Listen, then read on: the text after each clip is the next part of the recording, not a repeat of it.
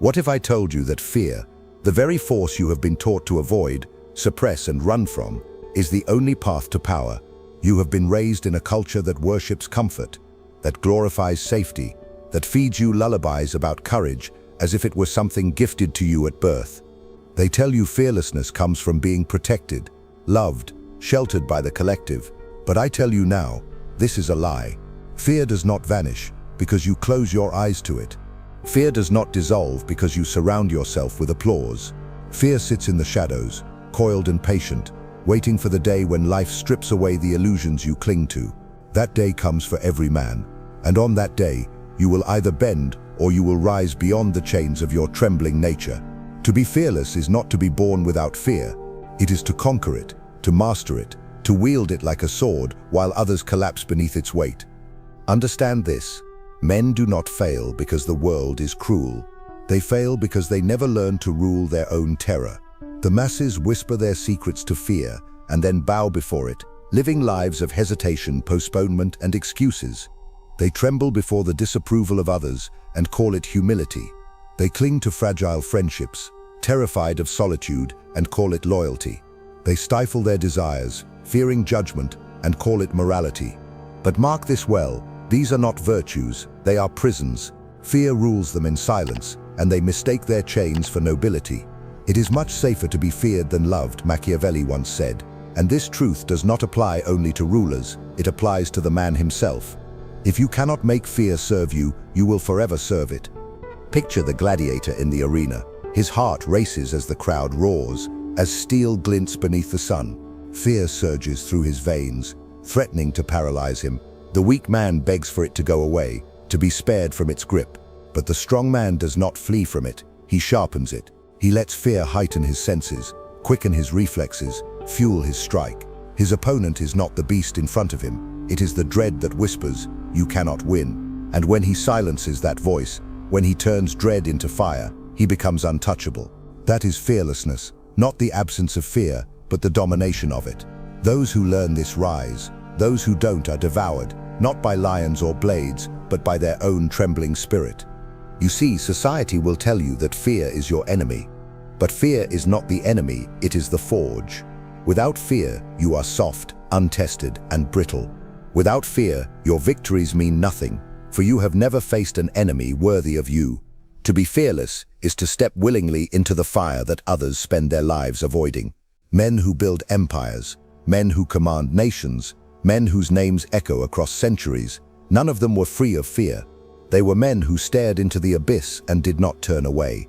They understood what the timid will never grasp. Fear is not to be avoided. Fear is to be mastered, bent and made to serve.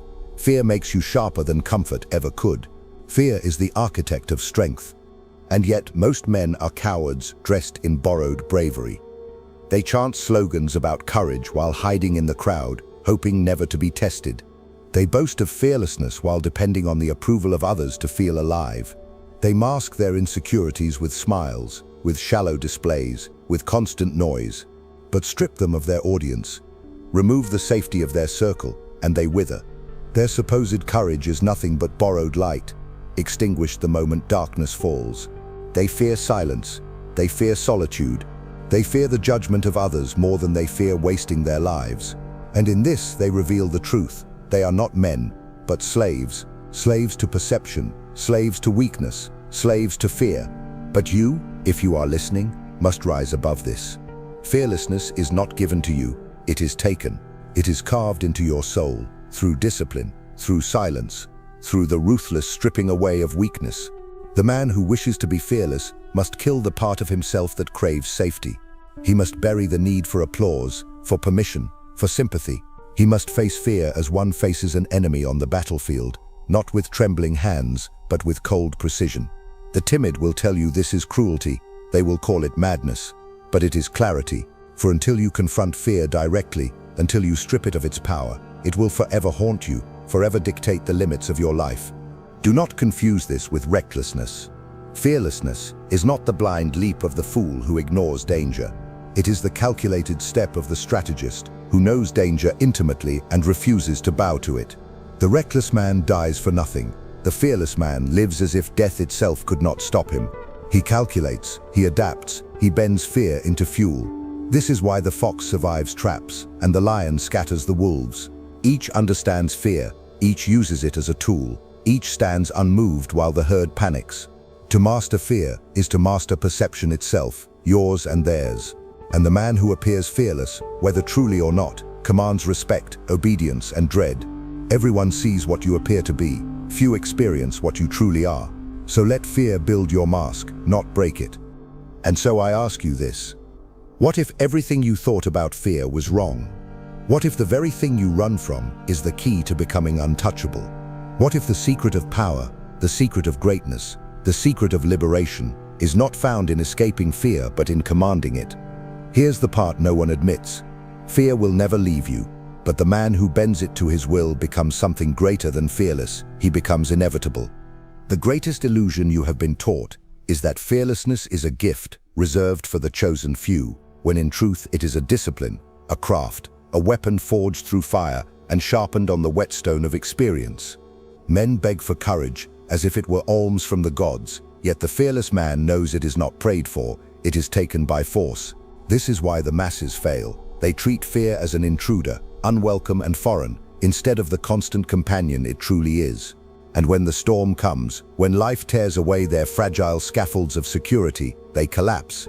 But the man who has studied fear, who has made it his servant, stands unshaken. He does not beg for relief. He commands the tempest itself. He is the eye of the storm, and all others are swept away. The coward worships safety. He builds fortresses of routine, clings to comforts, hides behind excuses. He mistakes the absence of danger for the presence of strength. But understand this, fortresses are not built to protect the strong. They are prisons for the weak. The man who hides from fear dies 1,000 slow deaths before his body falls. The man who confronts it lives as though immortal.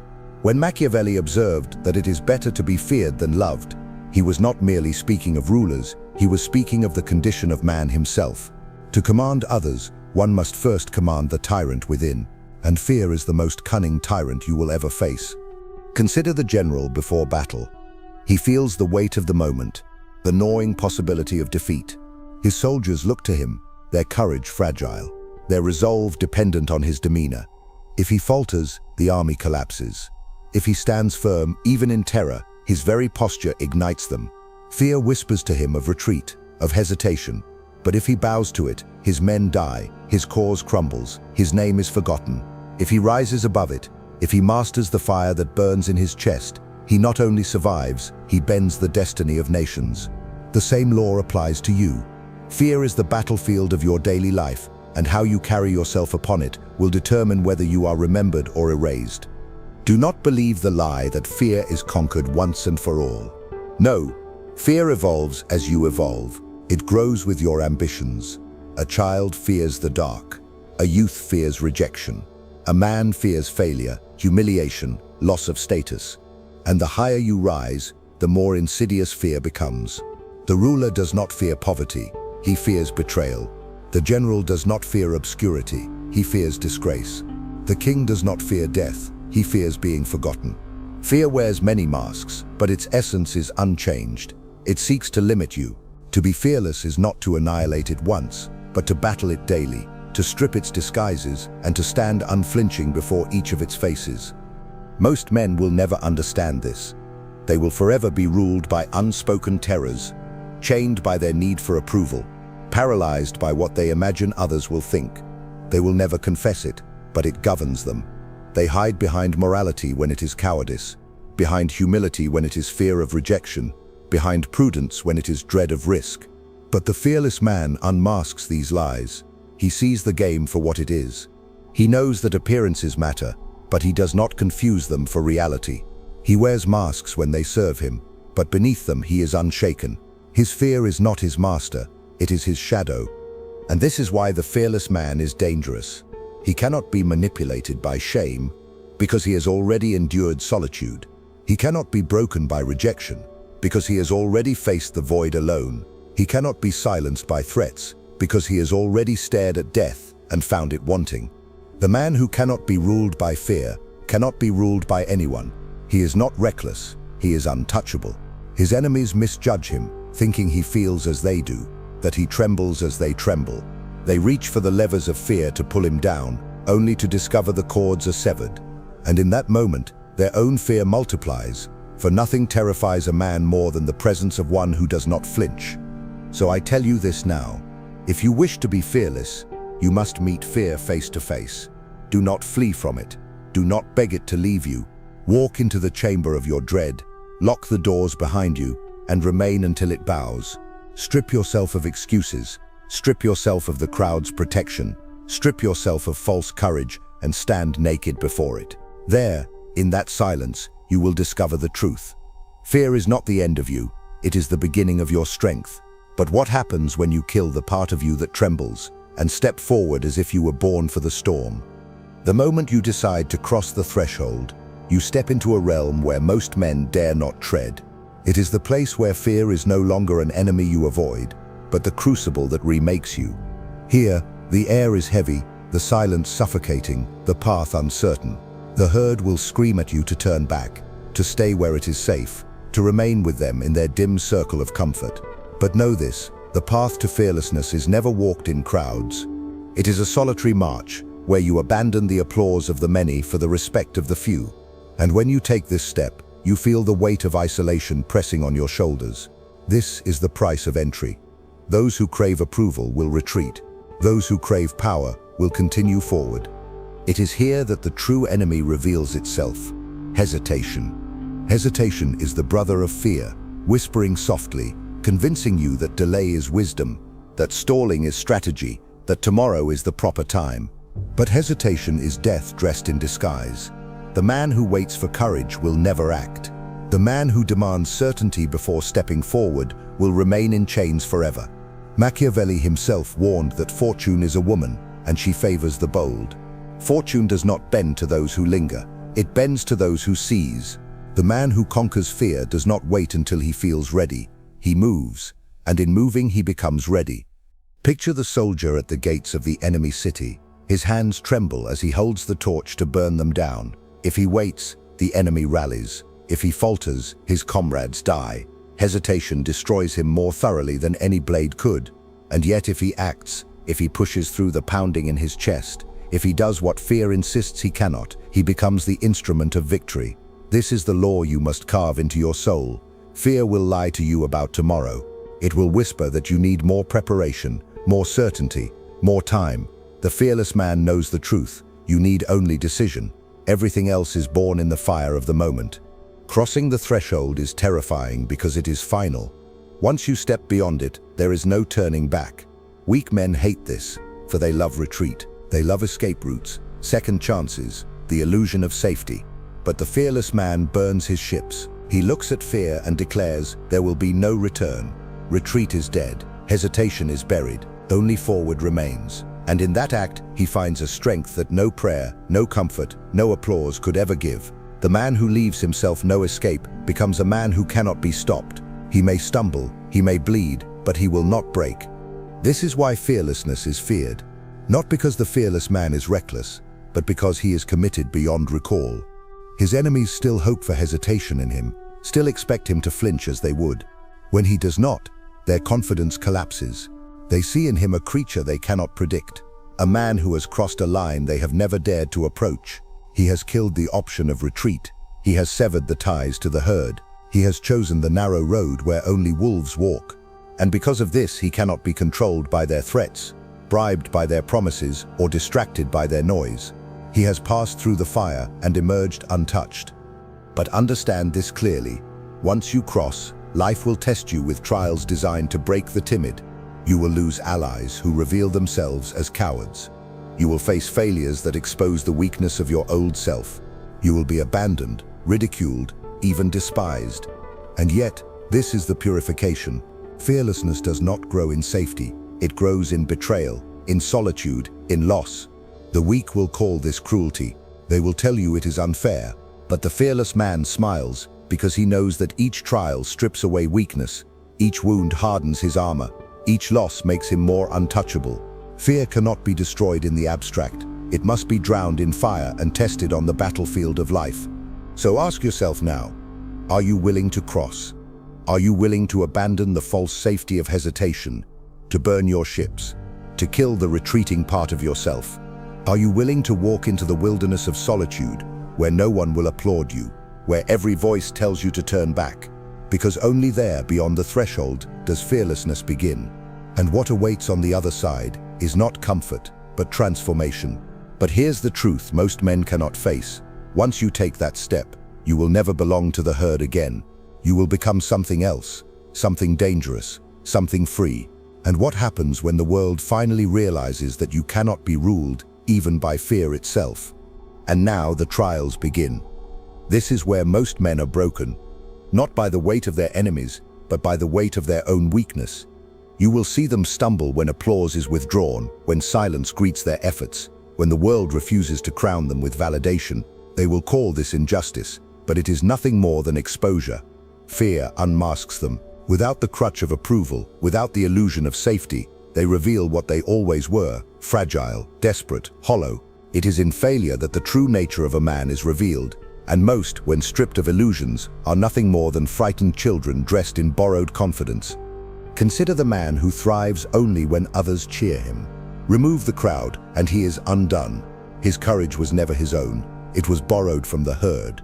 This is why failure is such a brutal teacher. It does not merely take away success, it takes away the mask. It forces you to face yourself without disguise. And here fear whispers most persuasively. It tells you that you were a fool to even try, that you should have stayed safe, that retreat is wisdom. Most obey that voice. They quit, they surrender, they crawl back to the herd, inventing excuses to justify their cowardice. But know this, every empire is built on the bones of those who refuse to rise after their first defeat. History is littered with men who could have been great, but were broken by trials. They feared loss of status more than they feared mediocrity. They feared ridicule more than they feared failure. They feared betrayal more than they feared weakness. And so they chose the coward's path, wrapping themselves in justifications, convincing themselves that retreat was prudence. But mark this well, a single failure does not ruin a man. Surrender to fear does. Machiavelli wrote that men judge more by their eyes than by their hands, and in this truth lies a paradox. Failures are not fatal if you rise again. They become fatal only when you allow the fear of appearances to bind you. The world will forgive many losses, but it will never forgive cowardice. Picture the apprentice swordsman in training. He steps into combat, trembling, his technique imperfect. He stumbles, he is cut, he bleeds. The weak apprentice hides his wounds, abandons the arena, and tells himself he was never meant for greatness. The strong apprentice, though scarred, returns again and again. He accepts his wounds as tuition for mastery. And one day, those scars become his strength, his reflexes sharpen, his composure unshakable. This is the essence of trials. They are not meant to comfort you, they are meant to refine you. The fearless man is not born flawless. He is hammered into shape by blows, by failures, by betrayals that would have annihilated weaker souls. But fear ensures that most never endure long enough to see this transformation. They equate the sting of defeat with finality. They confuse the jeers of the crowd with truth. They flee back to their fragile comforts, consoling themselves with the lie that they never truly wanted greatness. This is why so few rise. For greatness demands that you walk through ridicule, through loss, through nights of solitude where even you doubt yourself. But if you endure, if you refuse to bow to fear's whispers, you emerge with a weapon far sharper than skill. You emerge with unbreakable composure, and composure, in the face of chaos, is indistinguishable from fearlessness. This is the paradox of trials. They are not obstacles, but crucibles. Every failure you endure strips you of dependence on applause. Every betrayal you survive strips you of naive trust. Every loss you withstand strips you of illusion. Piece by piece, what is weak is burned away, and what remains is untouchable. The fearless man understands that the pain of trials is not cruelty, it is mercy. For each wound inoculates him against greater terrors. Each scar is proof that fear failed to conquer him. And while the herd hides from this process, he embraces it, for he knows the alternative: to live safe, soft, unseen, and to die untested. So remember this: trials are not punishments, but revelations. They reveal the false courage of pretenders, the shallow loyalty of friends, the brittle confidence of the untested.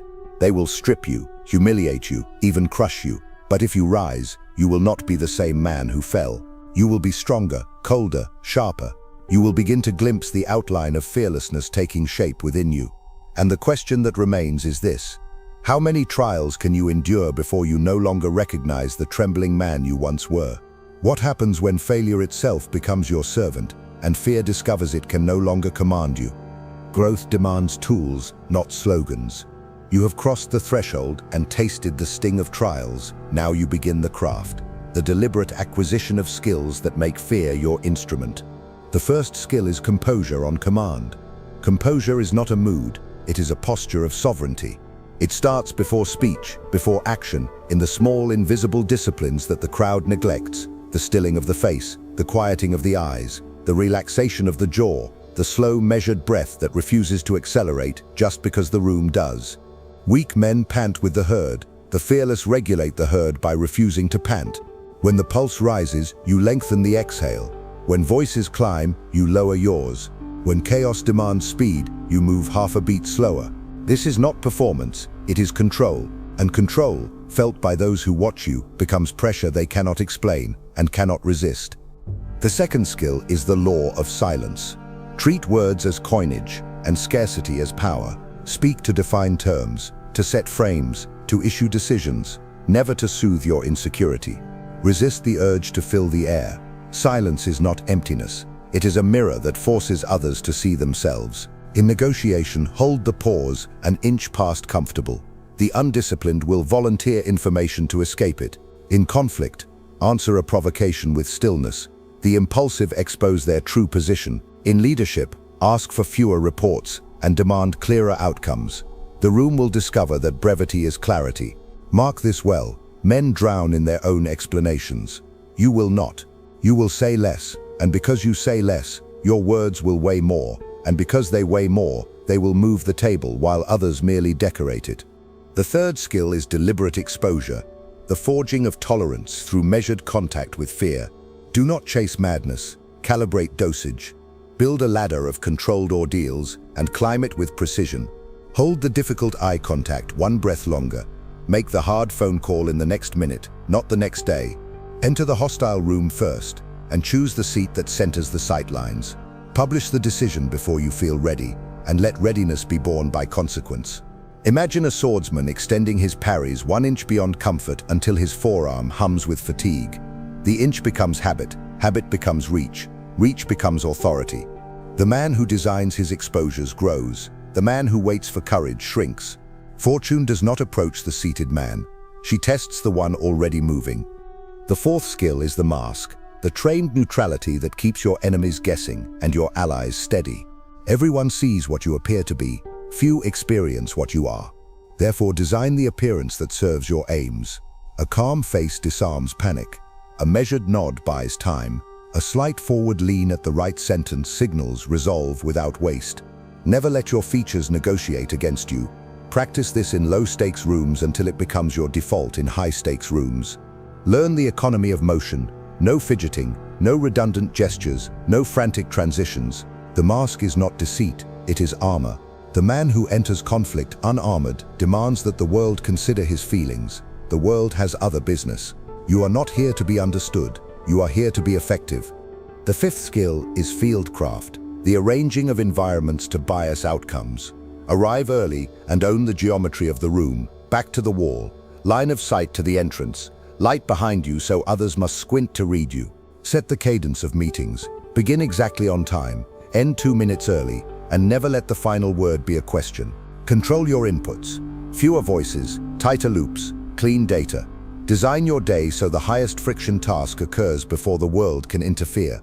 Protect a daily council of silence. 15 unbroken minutes in which you review intentions like a general over a map. Small architecture, colossal advantage.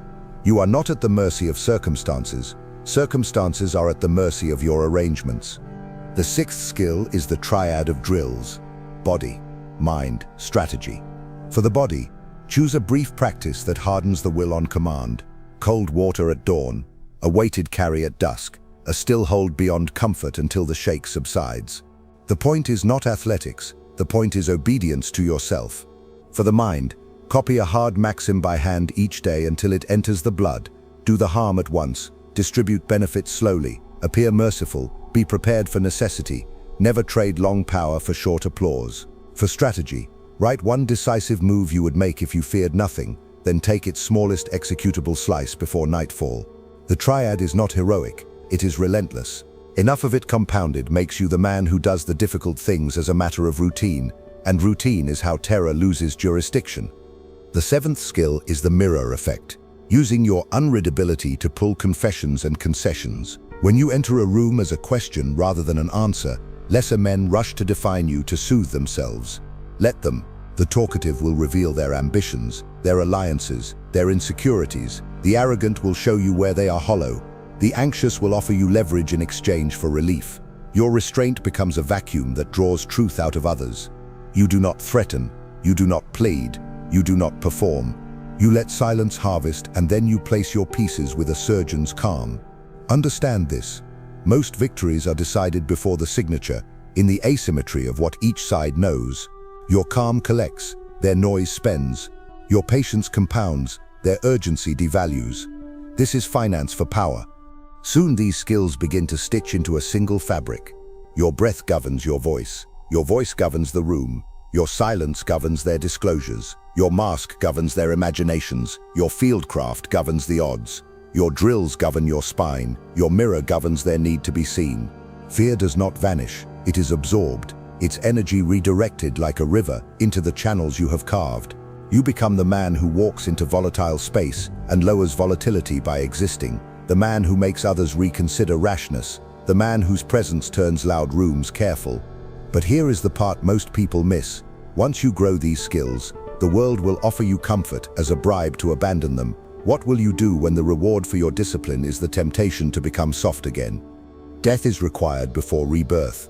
Not the death of your body, but the death of the man you have carried until now. The trembling figure who sought safety, who begged for certainty, who wrapped himself in illusions and called them virtues. This old self must be executed without pity.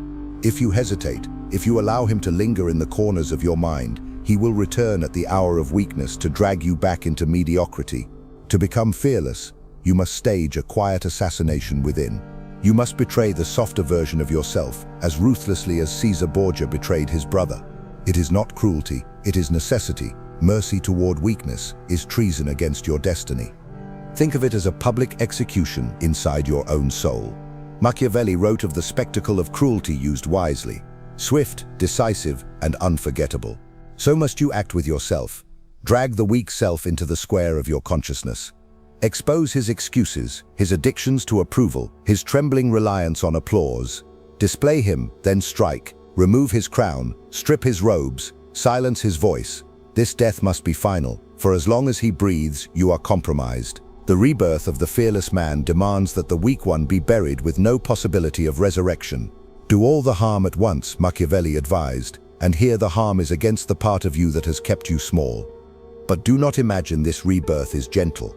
It is violent, as all transformations are. The man you kill will claw at you, whispering with the voices of your past, tempting you to relapse into hesitation. He will remind you of comforts, of people who liked you better when you were safe, of the ease of staying small. He will promise peace if you just let him live, but you must answer with fire. Peace is not found in keeping him alive. Peace is born when he is ashes and silence. Only then can the new figure step forward, the unreadable leader who commands not because he is without fear, but because he has slaughtered the part of himself that obeyed it. The rebirth is cold and disorienting at first. You will feel the emptiness where old illusions used to live. Laughter may sound hollow, pleasures muted, applause meaningless. This is not loss, it is purification. The man reborn does not require constant feeding from the herd.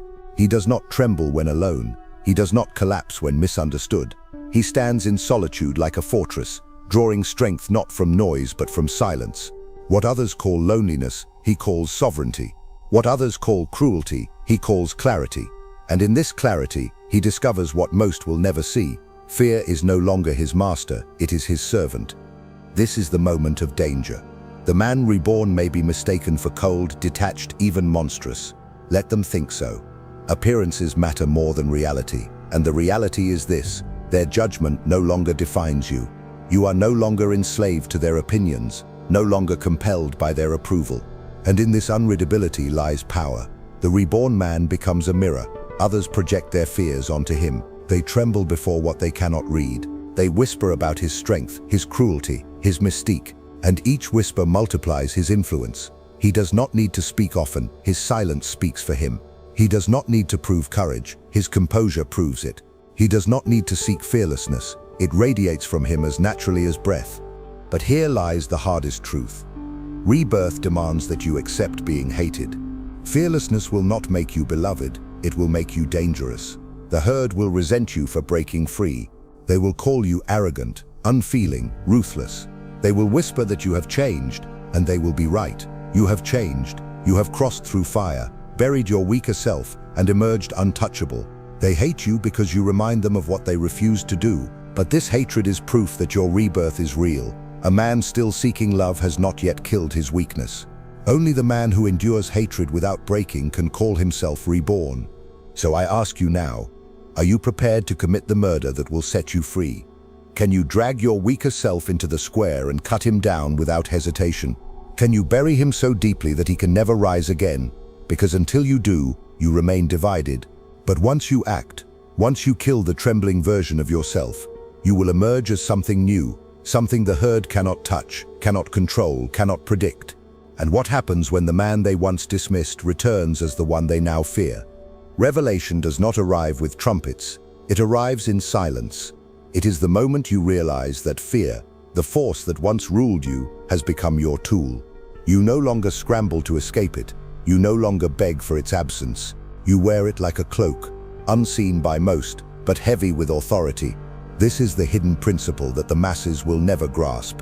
True power is not the absence of fear, but the mastery of it. And mastery is invisible. Others see only your calm, your poise, your composure. They never see the storms you have bent into obedience. They never see the trembling that has been forged into steel. They never see that fear still whispers, but now it whispers in your service. Understand this. The fearless man does not shout about his courage. He does not need to. His silence terrifies more than another's declarations. His presence unsettles not because he announces his strength, but because no one can detect his weakness. He has become the mirror effect itself. Others stare into him and see only themselves, projecting their doubts, their tremors, their insecurities, while he reflects nothing back. This unreadability is his revelation, his ultimate weapon, for while the herd flinches at shadows, he becomes the shadow, and shadows command reverence. Think of the lion in stillness. He does not need to roar to remind the jungle who rules it. His very silence is a threat, his calm a declaration of sovereignty. Those who are weak confuse silence with absence. They mistake unreadability for emptiness. But when the strike comes, when the silence shatters, it is too late. This is revelation, that power resides not in display, but in restraint. That mystery multiplies strength, that what cannot be read cannot be controlled. Men are ruled by what they cannot predict, and so the unreadable man becomes inevitable. This is why the fearless man unsettles entire rooms without raising his voice. Negotiators stumble, leaders falter, allies hesitate, because they cannot read him. They search his eyes for weakness and find only composure. They provoke him with noise, and he does not flinch. They attempt to bind him with praise, and he remains unmoved. Their tools are useless against him, because he has already destroyed the lever that moves most men, fear. He has become immune to the threats that enslave the herd. He has become the one figure who cannot be bought with applause or bent by ridicule. But this revelation carries a cost. To become unreadable is to accept isolation. You will be seen as enigmatic, cold, even ruthless. Those who once understood you will complain they no longer recognize you. And they are right, they don't. You have transcended their language. You have moved beyond their world of trembling confessions and frantic validation. You no longer share their addictions, and so you no longer belong to their circle. They will resent you for this. They will fear you for this. And secretly, they will revere you for this. For deep within they know the truth. You have touched a power they will never taste. And here lies the final awakening. Fear, once your master, is now your mask. You no longer run from it, nor do you parade it. You wield it, subtly, invisibly. You enter the battlefield of life with no tremor in your step, no crack in your mask, no surrender in your eyes. This is what it means to be fearless, not to be free of storms, but to walk as if the storm bends around you. Not to be unscarred, but to carry scars as if they were medals. Not to silence fear, but to speak with its voice until others cannot distinguish it from authority itself. So I tell you this now, revelation is not given, it is earned. It is the hidden law that separates rulers from the ruled, predators from prey, the feared from the forgotten. And once you see it, you cannot unsee it. Once you taste it, you cannot return to the weakness of before. But here is the part no one dares to admit. Revelation is only the beginning. The world has seen your silence. The world has felt your composure. But what happens when they begin to conspire against it? When your very fearlessness becomes the threat they cannot endure? They will conspire, of course. Silence that cannot be read will be treated as an insult that must be avenged. Rooms will fill with low voices. Smiles will thicken into masks. Praise will be used as a leash, outrage as a net, sentiment as a weapon. They will study you for fractures, test you with delays, surround you with soft requests that smuggle obligations. Understand this. When a presence cannot be controlled, it will be accused. When a will cannot be purchased, it will be slandered. This is the cost of becoming unreadable. You have abandoned the citizenship of the herd. Now the herd will try to strip your passport to humanity. Let them. The man who needs to be understood is still asking permission to be strong. The atonement for fearlessness is to accept their misunderstanding without appeal. Calibration becomes your duty. The point is not to be loved. The point is to command obedience without provoking hatred. The lever is fear, but the restraint is judgment. Too little pressure and the disorder of others will spill into your life. Too much pressure and resentment will ferment into revolt. You must permit the world to breathe while never letting it forget who sets the rhythm. Punishments must be swift, few, and final. Benefits must be steady, seen, and paced. Let guilt concentrate. Let gratitude compound. It is not enough to be formidable. You must be formatted correctly in the minds of those who watch you. Difficult to move, easy to predict in matters of justice, and impossible to bargain down with noise. Picture a city trembling after a night of chaos. At dawn, one act of decisive correction occurs in the square. No speech, no fury, only necessity. By noon, bread returns to the stalls, water runs, doors open. The message is cut into marble, disorder is brief, order is daily. Those who would test you learn that your hand is surgical, not savage, that you prefer peace, but will pay once in full for it. The spectacle is not the point, the memory is. People live by stories they can repeat. Give them a story that begins in fear and ends in relief. Then reinforce it with small mercies, licenses granted, disputes resolved, a visible restoration that lowers the pulse. The crowd will not love you, but they will relax around you, and relaxation produces time, and time is the oxygen of power. Atonement continues in the private chamber. This is where you settle accounts with the part of you that still wishes to be absolved. Let the sentimental conscience make its last case, then close the court. You are not seeking innocence, you are seeking effectiveness that prevents greater harms. The man who cannot accept the stain of necessity will outsource cruelty to incompetence and call it virtue. Refuse that weakness.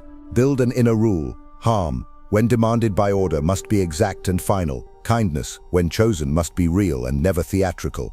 You give yourself no applause for necessity and no indulgence for softness. You carry the weight and you do not complain. That is atonement, not a confession to the crowd, but a contract with yourself. Expect isolation to deepen. Allies will test your boundaries. Some will resent their new limits. A few will defect and call it principle. Permit departures. Replace seduction with standards. Schedule your solitude as if it were counsel with a king, because it is. In that hour, examine your constellations. Who or what pulls your orbit? Remove any star that drags you into sentiment's gravity. Then review the instruments. Breath, silence, mask, fieldcraft, drills, mirror, sharpen them. The world will offer you the easy luxury of dullness after each victory. You will refuse. You will return to low friction, low noise, high clarity. The outer war is calmer when the inner discipline is militant. Your enemies will try to manufacture hatred by forcing you to touch what memory never forgives. Avoid it. Do not seize what people hold sacred. Do not mock what they venerate publicly. Do not parade contempt. Let your strictness target behavior, not identity. Choices, not tribes. When you must draw blood, do it once and explain it never.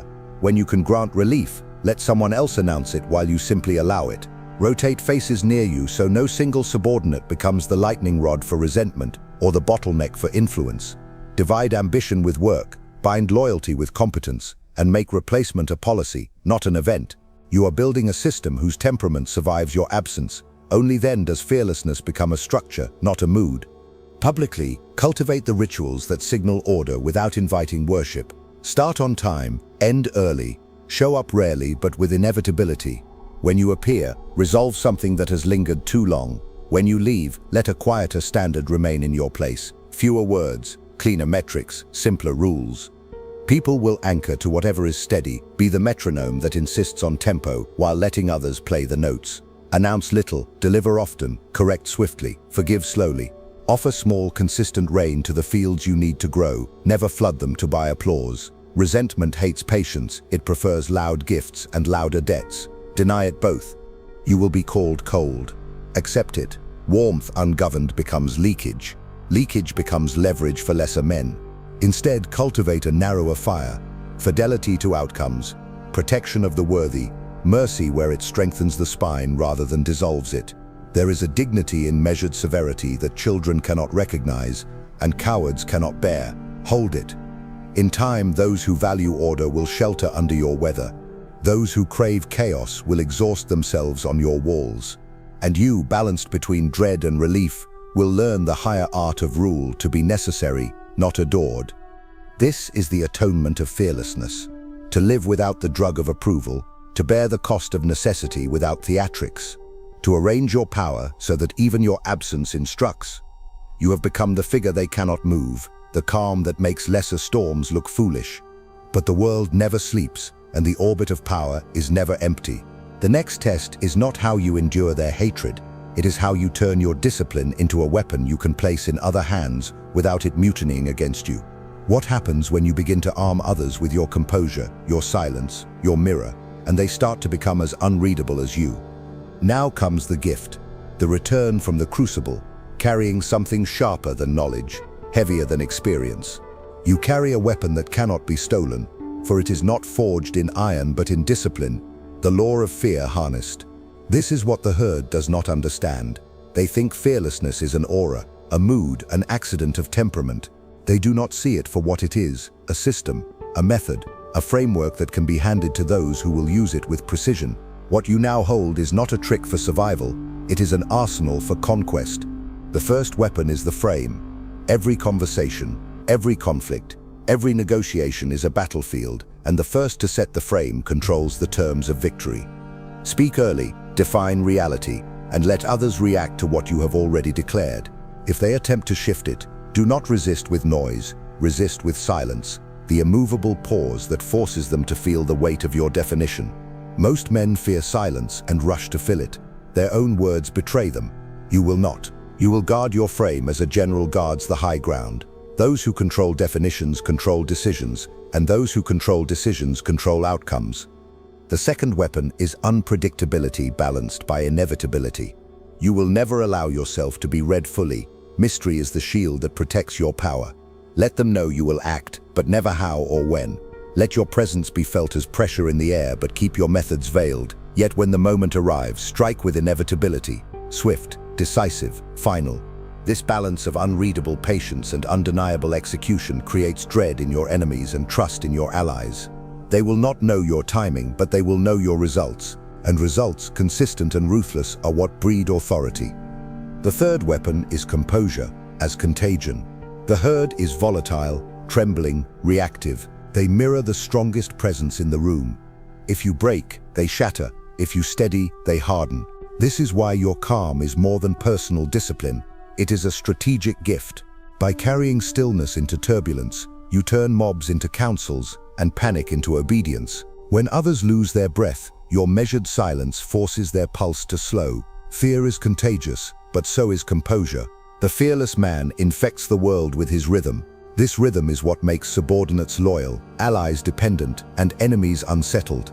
The fourth weapon is selective cruelty. Do not mistake this for sadism. Cruelty is a tool, not a pastime.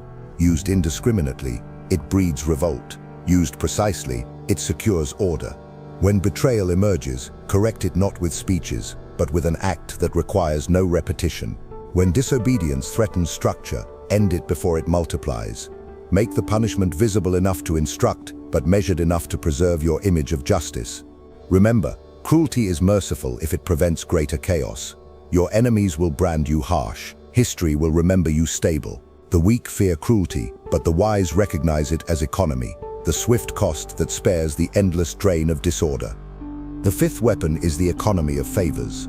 Most men scatter generosity like seeds in the wind, hoping to buy love. You will not. You will give sparingly, strategically, in moments when loyalty is bought at a discount and gratitude compounds over years. Do not flood the fields with gifts, for abundance breeds entitlement. Instead, water with precision, a timely opportunity, a pardon when least expected, a resource placed in the right hands. These acts, when rare, become legends. The man who receives them ties his fate to yours. The man who expects them and does not receive them learns that your hand cannot be forced. The sixth weapon is the mask of virtue. Appear merciful, religious, honest, while remaining always prepared for necessity. Let your enemies accuse you of deception. The crowd will see only what they wish to see. Appearances matter more than truth, for men judge more with their eyes than their hands. Play the role they need, and behind the curtain, do what must be done. This is not hypocrisy, it is architecture. The mask allows you to move through rooms without resistance, to disarm suspicion, to cloak necessity in nobility. The world does not reward the naked realist, it rewards the actor who dresses reality in the garments of virtue. These are the weapons you return with, the tools that make fearlessness transmissible, not just personal. You are no longer the lone figure surviving storms. You are the architect who teaches others to walk into the storm with steady breath.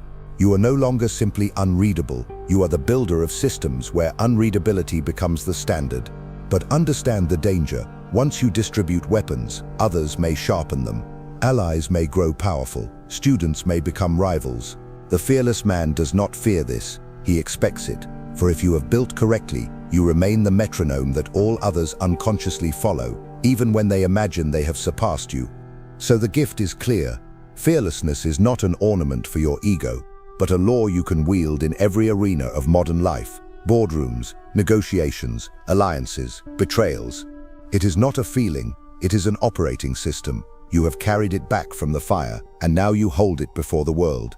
But what happens when the world, armed with your own weapons, decides to test whether the architect himself can be unseated? Then you do what architects do. You design for siege. You assume your own methods will be turned against you, and you make the structure stronger than the man. Charisma is a spark, doctrine is a furnace. Translate your personal discipline into rules, your habits into rituals, your instincts into procedures that can be executed by others with the same cold reliability. Write the breaths into the agenda, write the silence into the cadence, write the mask into the dress of the office, write the geometry of the room into the map of every meeting. Make composure not a mood but a metric.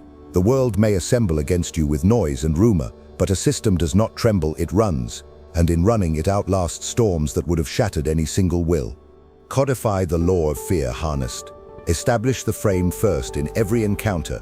Build a default pace that slows panic. Institute punishments that are one-time and unmistakable. Schedule generosity so that gratitude compounds rather than curdles. Train your circle to protect high ground, definitions, timing, optics before they chase skirmishes. Teach them to hold the pause, to spend words like coin, to let urgency die against an unmoved face.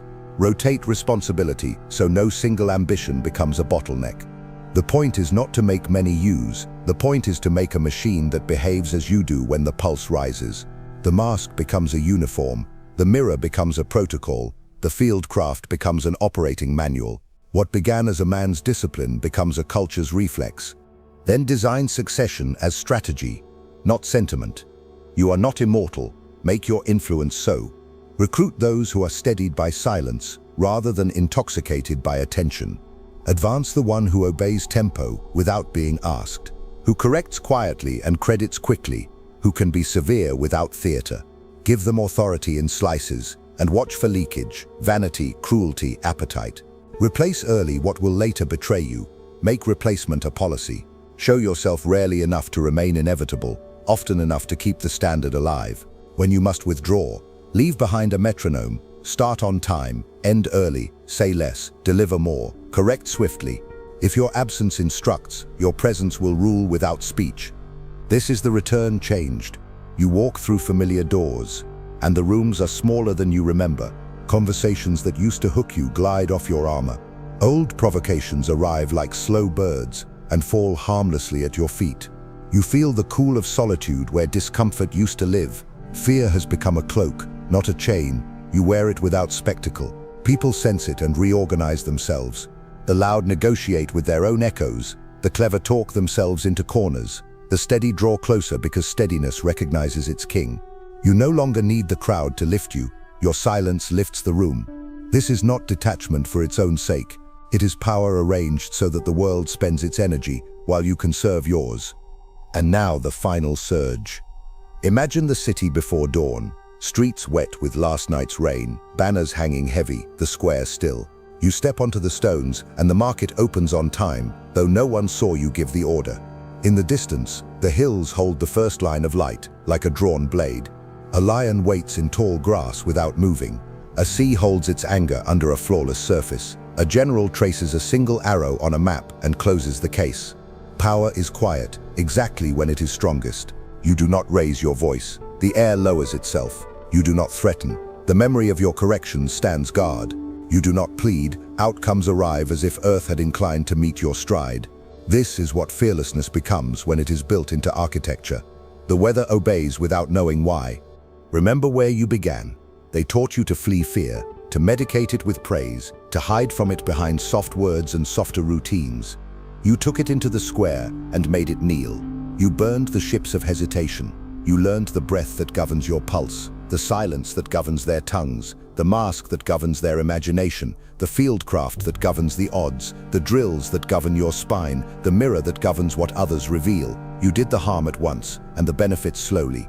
You chose necessity without apology and mercy without theater. You turned the hour of trial into the hour of birth.